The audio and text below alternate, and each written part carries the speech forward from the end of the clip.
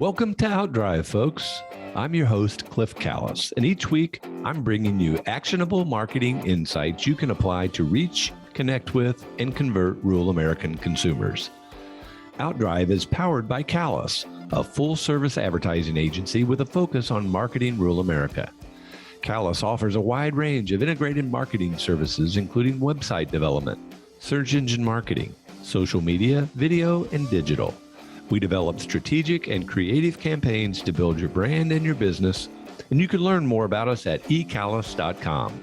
Now join me in the front seat as we head out on the road to success. Let's go. Hey folks, welcome to Outdrive. We've got another great story to share with you today about life and work in rural America. You know, the sounds in advertising are a very powerful component of any successful commercial. One concept used by marketers called theater in the mind helps listeners and viewers create a mental picture for any product, service, company, or environment that can help listeners or viewers visualize the desired message. Whether the sound in an ad is music, a sound effect, background noise, or the human voice, the sound has the ability to carry the ad. And that brings us to our guest today. Michael Ashcraft is a voice and on-camera talent who has worked in television and radio commercials and videos for almost 27 years. We in our advertising agency have worked with Michael for many of those years, and you might know him as the voice of the Missouri State Fair. I'm sure that over the years, you've probably heard him maybe hundreds of times and didn't even realize it. But he's not a man of one voice, but an artist of many. And maybe he'll even share a few of them with us today. He's also an accomplished writer, having contributed to some of the leading media organizations throughout his career. He is a true professional, a great and funny guy, and one of the most talented people I know. Welcome to Outdrive, Michael. Thank you, Cliff. Good morning to you. Good morning, sir. I've been excited to get you on the program and have you talk a little bit about, I think, the unique and important role that you play in the advertising business. And of course, we as an agency and you have had a relationship that goes back a long time. And I want to talk a little bit about that. I've always thought of you as a natural, and it's always been fun, although I don't get the opportunity to sit in on recording sessions anymore. They don't let me do that. You breaking into some of the voices that you have has always been fun. You've always made the experience for me and for the agency very positive, and I've always enjoyed them. I want to hear about your perspective on marketing too, because, as a voice and on-camera talent, you play a unique role and a very important role. But before we get into all that, tell our audience a little bit about yourself. Okay. Midwesterner forever. Grew up and born and raised in Davenport, Iowa, exotic far eastern Iowa, as we like to say. We lived in town, but Grandma and Grandpa lived in New Liberty, and it was a small town, like I think 500. It was one of those towns where you're going through and it's like you're in town, you're uptown, you're out of town, and you haven't gone 2 miles. That's, So I grew up pretty basic, leave it to beaver life, kind of a Midwestern. I'd say father knows best, but actually mom usually knew best. But it was pretty 50s kind of a thing. And Iowa was, and still is, I think, very big on education. That's where the Iowa Test of Basic Skills, and that I always thought was just statewide until I got out and around. I was like, oh, you took the Iowa Test of Basic Skills? Huh. And like the ACT, that's where ACTs were. So education was big there. And our family was big on education and reading, which I think has been helpful to me in everything that I've done. So did you always perform? I think I was like a class clown, certainly. I think that was, I was a little pudgy as a kid. And I think that humor was helpful in deflecting that. I got into theater pretty early. There was a local theater program called Junior Theater in Davenport, and both my older sister, she's in Cedar Rapids, and she acts in and directs plays. She was an English professor at Kirkwood College as her profession. And then she's out of that and doing directing and acting. Like I said, Mom put us into those classes. So yeah, I kind of always performed, and I kind of wanted to be, what I thought I would be. I remember doing first a stuntman. I remember running down the hall and as if I were shot off a horse and sliding into dinner, that kind of thing. stand-up comedy. I wanted to do that. And then I thought, well, who could make a living doing that? And then everybody does. Now it's like, oh, like Robin Williams. He's like, oh, he's making 40 grand a week. That's a good living. That's pretty good. That's it. You could make it. But yes, I think I always have had a knack or had an enjoyment of performing, whether I was good at it or not. Just yeah. And did you start kind of developing some of those unique voices or impersonations at an early age as well? Spent a lot of time watching cartoons and loved. And then, I remember much later finding out about Mel Blanc, that, how many of those he did. And that was like, whoa, that blew me away. And that's still one of the things that I find most interesting, or one of the things I enjoy doing most, is character work. As we were talking before the show, one of the shows that I remember was a Hanna-Barbera show called Hokey Wolf and Ding-a-Ling. Ding-a-Ling was his sidekick. And, like Yogi Bear and Boo Boo, where like everybody does, hey, Boo Boo, what? Hey, here comes the ranger. That, and Boo Boo was like, oh, yeah. And so in Hokey and Ding-a-Ling, it was like Ding-a-Ling was going, here comes the farmer, Hokey. And Hokey's going, don't worry, Ding Boy, I got this. That kind of a banter back and forth. And so I get the opportunity now and again to do like a radio commercial where I get to do more than one voice in the commercial. And I'll be the first to say, nah, that sounds too much like me. I want it to sound like different characters. And there's a lot of, and I know you might get to this later, but I get a lot of auditions for cartoons, animated things, and video games that are, that require character work. And I find that hilarious. So. Well, and you're a natural for it. You've been training all your life for these roles, Michael. Oh, come on, Pluto, let's go. Yeah, that kind of a thing. So you live in Kansas City now, and you have as long as I've known you. Yeah. Yeah. So have you always stayed in the Midwest? And if so, why? Yeah, I think so. I mean, like I said, we grew up in the Quad Cities. I met my wife in Rock Island, Illinois. I was a performing waiter at the time, and she was in audience development at Circa 21. Some people may know that. It's a dinner theater in Rock Island. And then we had twin boys, and when they were 11 months old, we moved to Kansas City. And it was kind of like we could stay in the Quad Cities and be big fish in a small pond, or we could change ponds. And so we came here, and I was a writer at the time. But yeah, we've always stayed in the Midwest, and I think it's centrally located. And, my the kids' grandparents, my parents, were still in the Quad Cities, so we wanted to stay within driving distance, and it's about a 6-hour. But yeah, I mean, I love the area. I love the change of seasons. Yeah, we had all 4 of them in the last 24 hours. Just the last, yeah. Yeah, it actually did snow here. We stepped out, we had some friends in from Des Moines, and after we had dinner with them, we stepped outside, and it was snowing, like kind of pelting, almost like hail. But I was like, what? Because it had been 70 degrees earlier yesterday. And this morning I put tarps over the tulips that are coming up going, what the? Yeah, the tulips are very surprised. We're very surprised when they got up, and now it's 17 degrees. What? Anyway, but I still like to shovel snow. So anyway. Yeah, the seasons are a nice part of living in the Midwest for sure. So writing, yeah, I remember that, seeing that on your bio, and that was new to me. I'm not surprised, because you are talented. You're a talent. Thanks. So did you think that writing was going to be your entire career? Yes. I started out so I went to the University of Iowa, and I got a degree first. I double majored. So I got a first degree in psychology, and then the next degree was in speech and dramatic art with a minor in broadcasting and film. And I always say that psychology and acting is a perfect resume for a waiter. So I did a lot of waiting tables while I was doing freelance work, but I self-syndicated, and as a show of success, I have been published multiple times in most every major market newspaper in the country. But that said, it wasn't that much of a living. I mean, it was hard to make ends meet doing that. Yeah, but I love the writing part of it. And I think having a writing background, and I did mostly like features and commentary.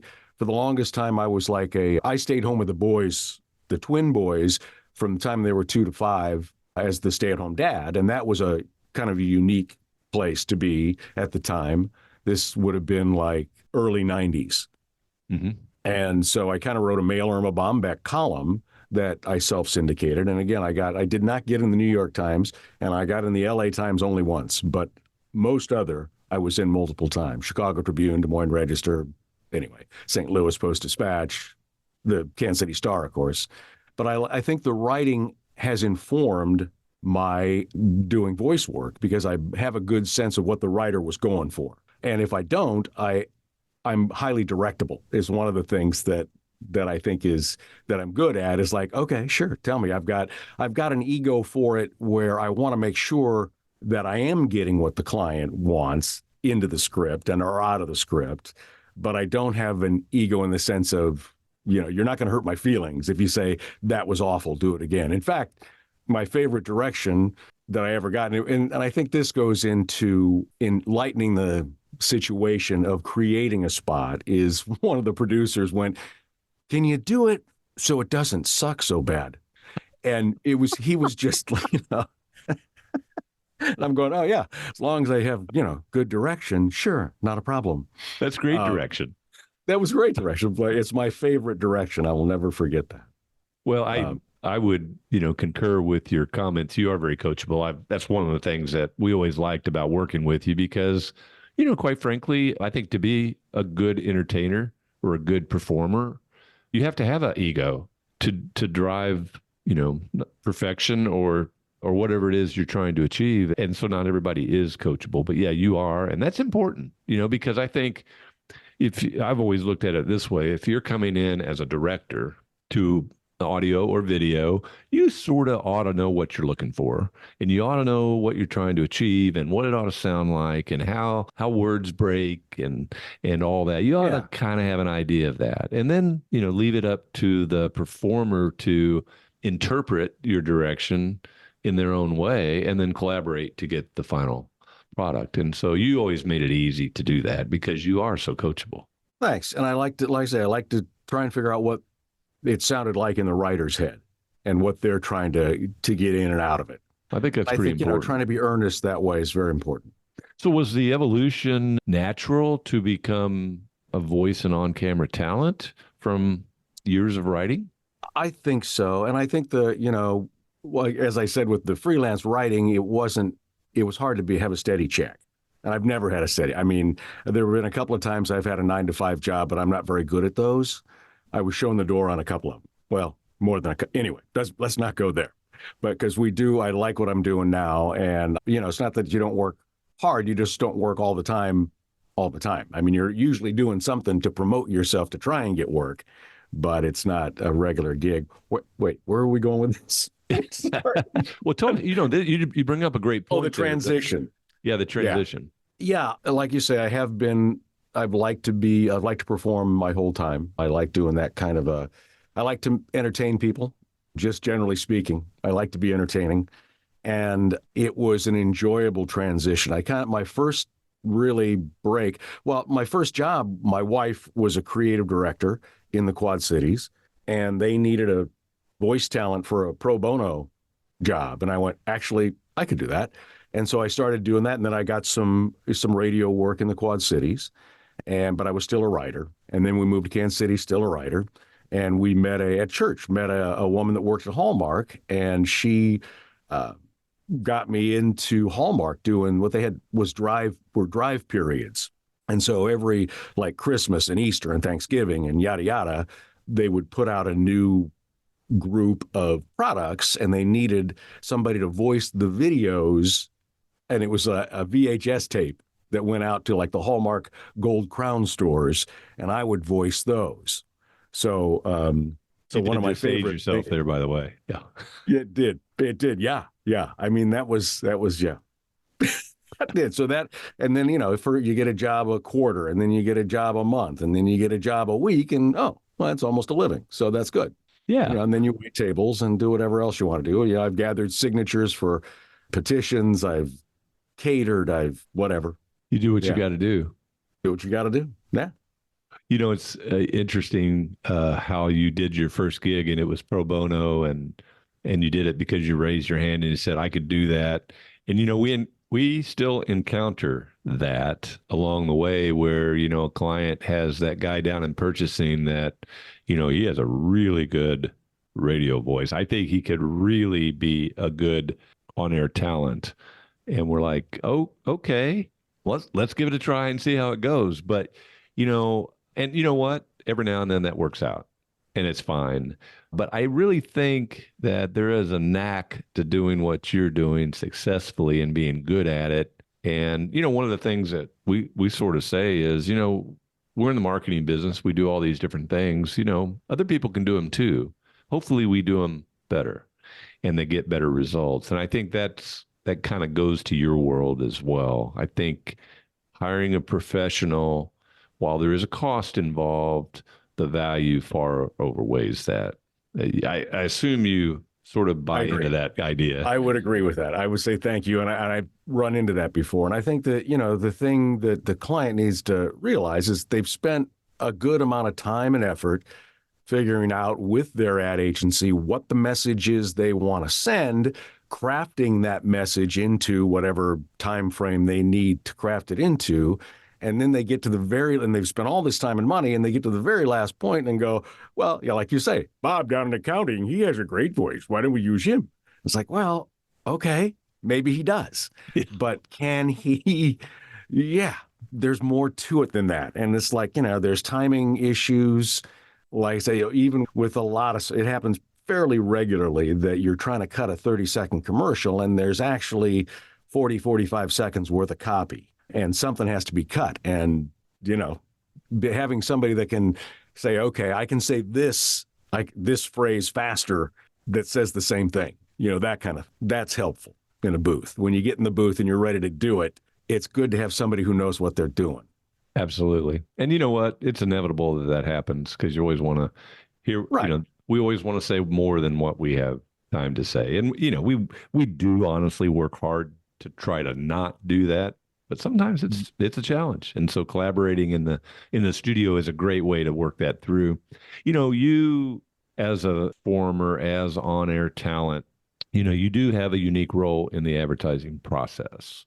Have you ever thought about it that way? Have you ever thought about the important role that the voice or talent carries?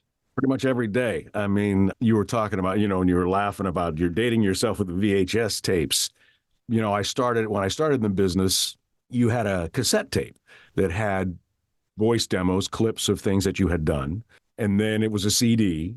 And then it was MP3s, which we still have. But at this point, it's almost all auditioning with the exact script.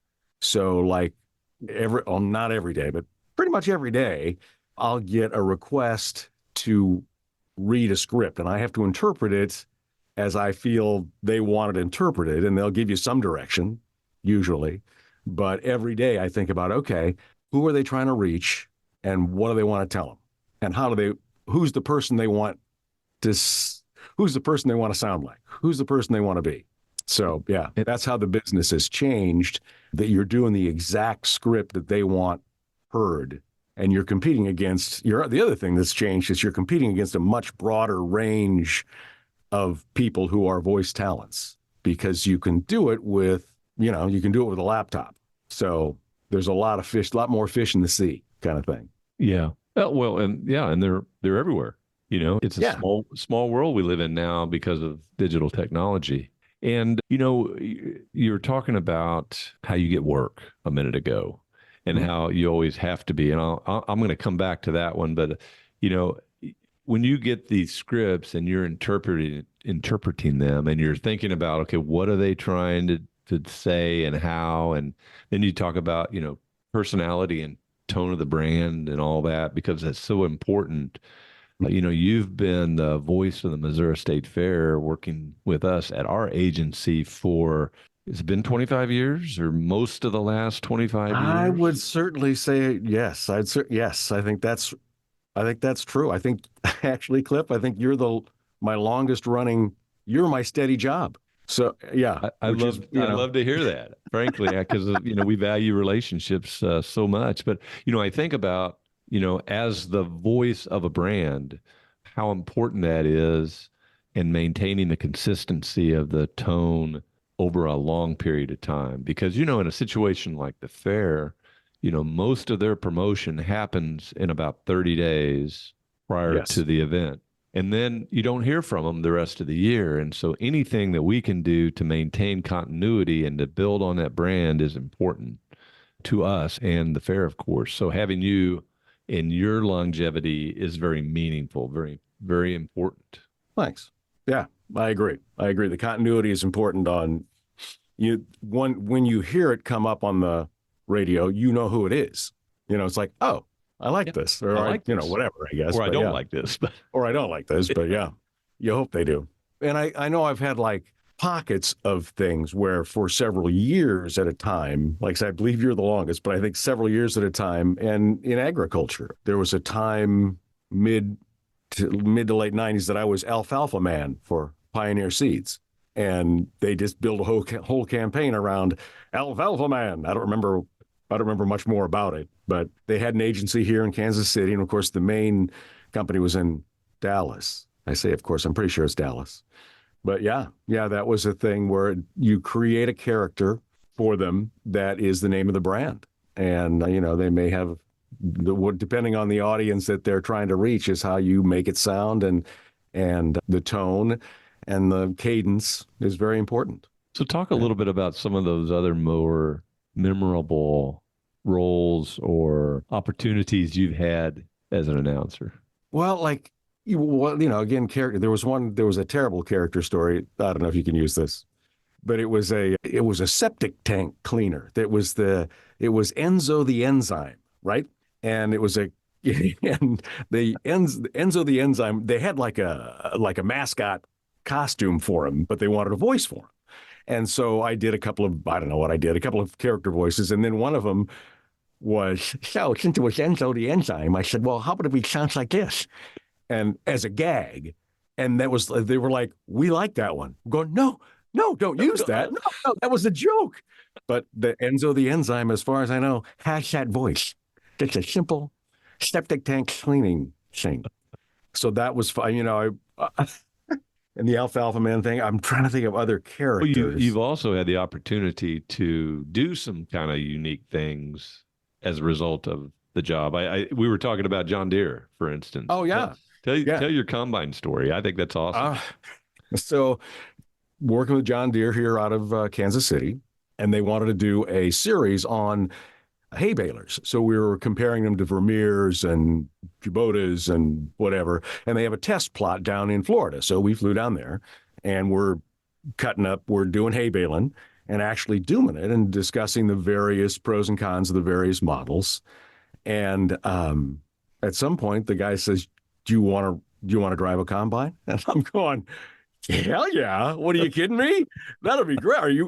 Are you crazy? But sure, would I? But it was a big open thing. And so I'm tooling down this field with this giant combine.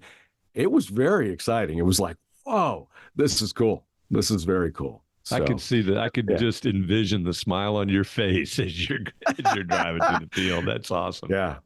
Well, there was another one that, we had talked about this earlier too, the Kansas or Missouri lottery spot where you didn't really hear me, which was odd. Normally you hear me and don't see me. They were using me as eye candy, which is, well, that's ridiculous. But it was a thing. The premise of the spot was that the couple wins the lottery, and they have a snowman out front that's melting, and they win the lottery, and they take those funds. And of course, what we would normally do is buy a refrigerated truck and take it to the penguin exhibit at the Kansas City Zoo. Well, who wouldn't?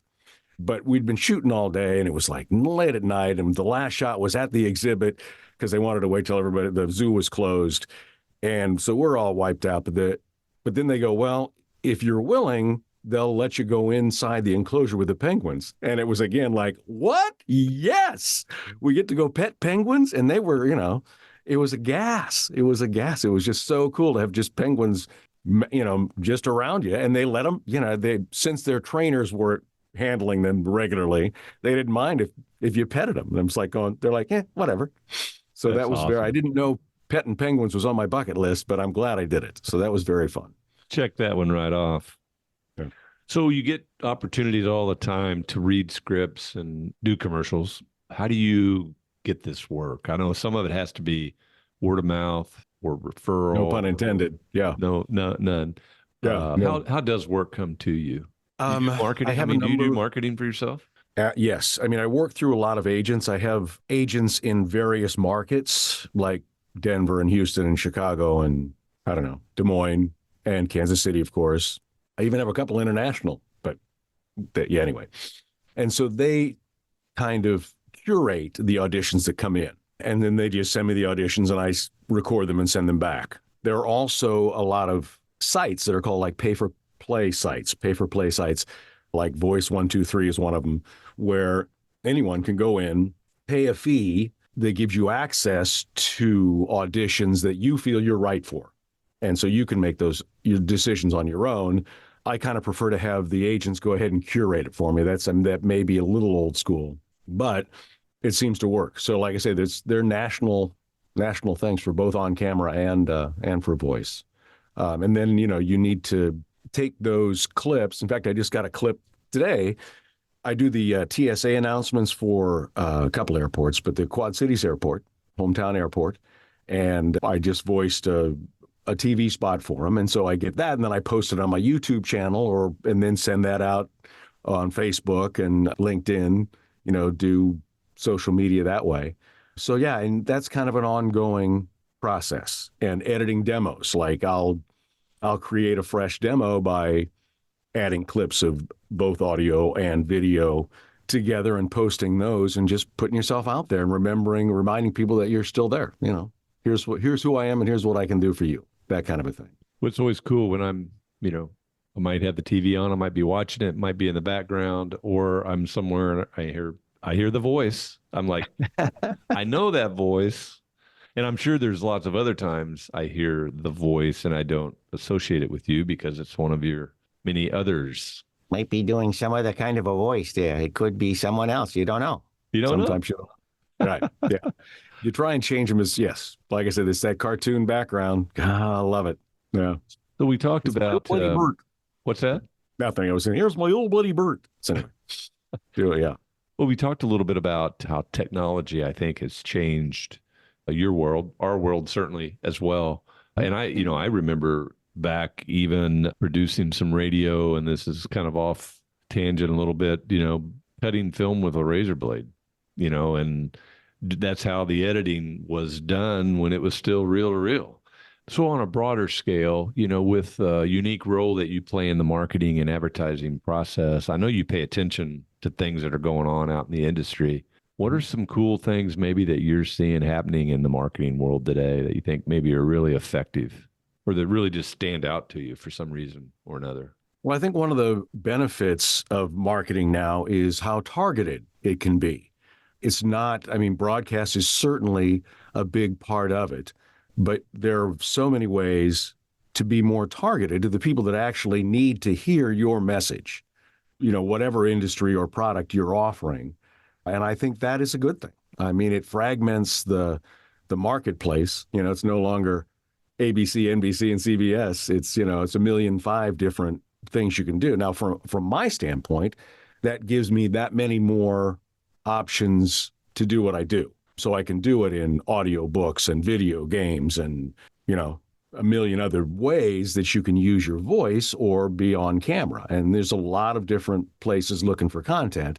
But again, where like people that are listening to Outdrive, they know what kind of shows and what kind of things they're listening to and can market more specifically to the audience that needs to hear the information they have to give. Yeah, that really is a big one. And that really goes across all lines. And, from a marketing perspective, it makes everything so much more effective, so much more measurable. And it really is the thing that's kind of really evolved with the digital aspect of what we do. And I hear people say, well, it seems like this advertiser's following me around on the internet everywhere I go. And I'm like, well, they are. Yeah. You speak it into you just say something about it in your living room and suddenly that pops up on your feed. You're going, who's listening? How'd that happen? And the whole idea of that is, and Google's probably the best at this, but it's like the more data they collect on you, the more they know about you, they know what you're interested in. And the assumption then is I'm going to feed you advertising that you're going to be interested in. And because you're interested in, you're going to pay more attention to it. You're going to open it. You're going to read it. You might engage. You might even buy.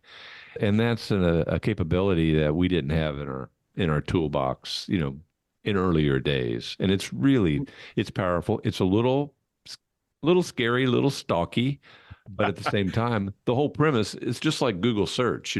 Google's whole idea is they want to make the search as easy and effective for the people that are searching as they can. And they do that by, using their algorithms to look at websites and to look at everything online and to provide a search that's customized to what you as an individual are looking for. It's genius, really. Yeah. Yeah. You're, like you said, more effective use of ad dollars. One of the other things that I think has changed, or I've noticed has changed, is when I first started doing this, they were looking for an announcer. Yes, friends, what you need is this to make your life better. But now it's almost always just be a regular person. Just talk to them like you're a regular guy. Be empathetic, have a warm smile. And now the announcers are usually only when they're looking for a character. Can you do a 50s announcer that wants to do this? And I'm going, yes, I can, but is that really what you want? So, just talking to people earnestly. And I think the earnest thing is important. And I think that is a byproduct of the individual marketing thing, where it's not so broadcast and you don't have to be so broad and announcery. You're a lot more like you're just talking one-on-one with somebody who needs this information. Yeah. That you need to know about an herbicide. You need to know about Roundup Ready seed. You need to know the type of combine that you might want to try. Those are all things that go to a specific market, and have somebody talk to you like they're a friend, or like they're somebody who's with you, somebody who knows what you need. And here's a thing that, maybe as the guy that I've tried that you might like. Yeah, no, that's a great point. Authenticity is so important. And in rural America, I think it's even more important. We need people we can trust.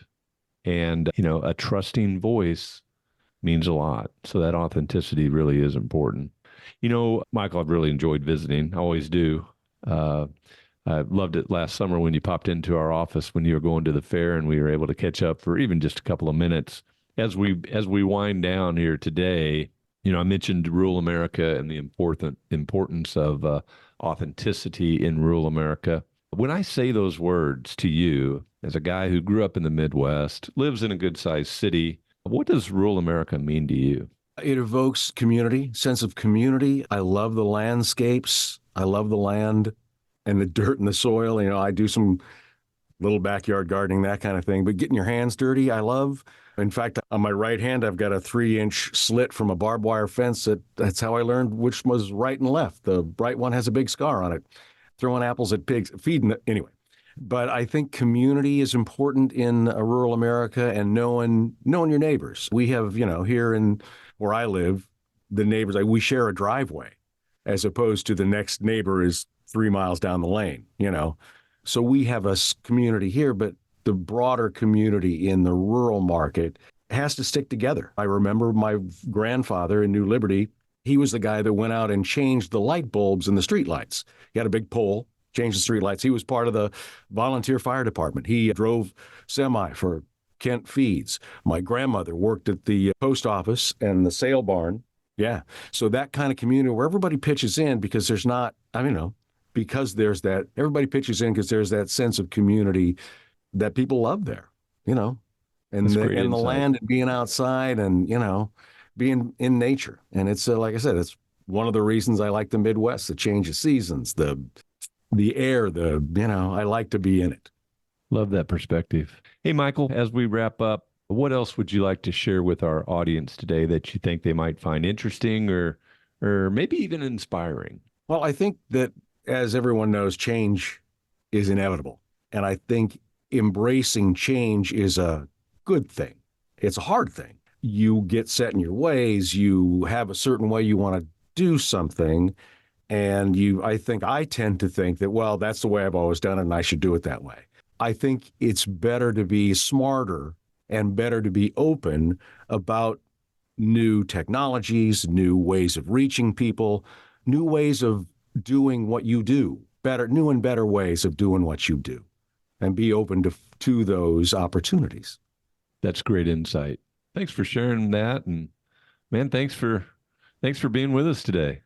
No, my pleasure, Cliff. Like I said, when you first called me, I was going, what do I have to offer? But it has been a joy and a pleasure to work with Callis on the State Fair. And, State Fair is also one of the things that a big thing for me growing up, going to the fairs. And it's been a pleasure working with you. And I hope that'll continue. But I think this is a good format for you to get your word out as well and to kind of connect people. Another way, a podcast was not a way we had, 20 years ago. So this is a good way to connect and have people understand the information you're trying to get to them and sharing the information that makes their work better and easier. Thank you. It's been a real joy and an honor, really, to get to talk to so many great people like you. Thank you.